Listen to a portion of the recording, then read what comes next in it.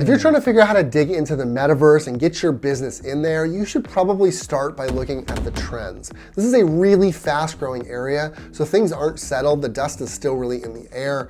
But if you watch the trends, then finding the best way to capitalize on the metaverse will get a lot easier. So today, we're going to look at 6 different trends that you need to watch if you want to capitalize on this new metaverse space. My name is Trent Kennelly. I'm a metaverse marketing strategist, and this is the best place for you to learn about NFTs, the metaverse, and how to market it all. So if that sounds good to you and you're excited, make sure that you like this video, subscribe to my channel if you're into it, comment to let me know what you think the metaverse is going to look like a year from now. I would love to know, and let's get started. First, let's talk about this ever-crowded field. So there are currently 160 plus companies working on developing metaverses or contributing to the space somehow. And while there are a few that stand above the rest, like Decentraland and the Sandbox, all of these competitors are crowding the field more and more. So what happens when an industry starts to get crowded? Consolidation. You're going to start to see that a lot of these metaverse spaces will either merge or shut down entirely. And so what you're going to start to see is that this is going to whittle down to a few big companies, kind of the same way that it does with any digital product or, for instance, social media right now, where you've got the big 5, Facebook, Instagram, LinkedIn, TikTok, and Twitter. We're likely to have a few towering giants lording over this area as well. Who those are going to be is anyone's guess. But I'd put my money on Decentraland and the Sandbox just to start.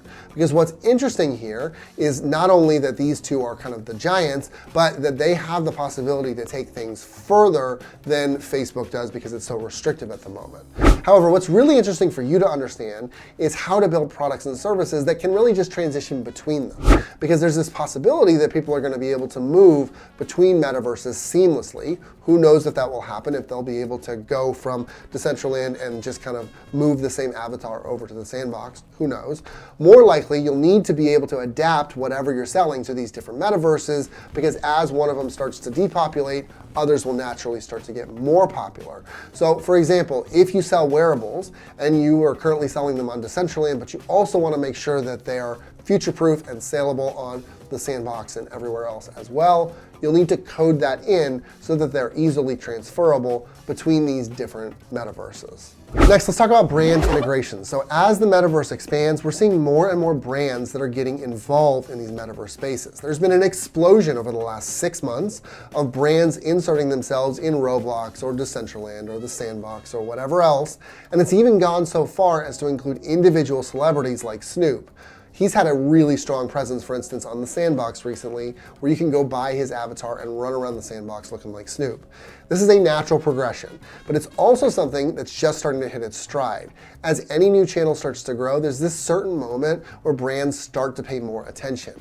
And then they start to insert themselves into the field more, and that's what we're seeing now.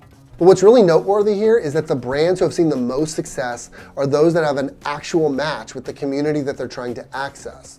So what does that mean? That means that you're most likely to find success if your audience is actually interested in your offer. So for example, Roblox has had Ralph Lauren and Gucci both inside the Roblox ecosystem for an event, and those are fashion brands, and fashion is a big part of Roblox.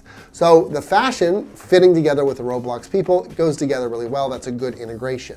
But if you suddenly try to implant Gucci over on, I don't know, Minecraft, which is not a metaverse, but it's a game, but you take my meaning, Minecraft doesn't have fashion. That's not a part of Minecraft, and so that's not really going to work out in the same way. Nobody's really going to care. So you have to make sure that it's effectively a product market fit, right? You want to make sure that what you're advertising fits with the people that you're advertising to. Next, self-expression is becoming more and more important in metaverse spaces. So we somewhat alluded to this in the last point, because fashion is a big deal in Roblox, but it is a big deal in most metaverses at this point. It's, of course, a natural and human trait. We all have it. And in certain metaverses, wearables have led people to seek that individuality out in digital spaces as well. So as a result, fashion in these metaverse spaces is starting to see huge growth from both big companies and independent retailers. And here's what's really interesting. In the physical world, you have to go through a design phase and a production phase and a distribution phase and brand deals and all of this time-consuming and expensive stuff. In the metaverse, you in your basement can just take an idea and implement it. All you need is a template of what the body looks like for that particular metaverse, and Blender, which is a free program that allows you to 3D model things, and you can make the shirt or pants or shoes, whatever, look the way you want them to, and you're golden. That isn't to say that Blender is easy to use, it's just to say that the ability for small businesses to iterate on wearable fashions and put something new out there without going through a bunch of testing or expensive production is much stronger in these metaverse spaces. You just put it out, see if it lands, move on to the next one. And that's why we're seeing such a huge influx of interest by all sorts of brands who are trying to make their name in these spaces, because these individuals and these independents have already started booming there. Next, let's talk about tech. So the tech trends are really important to think about here, because as I've discussed previously, metaverses are only going to gain mass adoption when everybody can put that headset on and become fully immersed in it. Which is also why I've said in the past that things like the Quest 2 are a really good play, because they're such a low price. They allow that entry point for so many people, even though that contributed to the largest quarterly loss of Meta ever, or actually the only quarterly loss from them. So by the end of this year, VR and AR wearable tech is expected to reach 26.7 million units sold. And in 2024, they're projecting 76.7 million, which means that people are going to be immersing themselves more and more than ever before, which of course means that more people are going to be getting involved going forward. So as a company, what does this mean for you? It means that you need to start figuring out how to find your place in this channel sooner rather than later. It is always the case that the bigger a channel gets, the more crowded it becomes. And that is why it's so much more expensive, for instance, to run Facebook ads today than it was even 2 years ago. I mean, that's a problem. Also, the fact that they had terrible behavior with user data, and that's coming back to bite them, but I digress.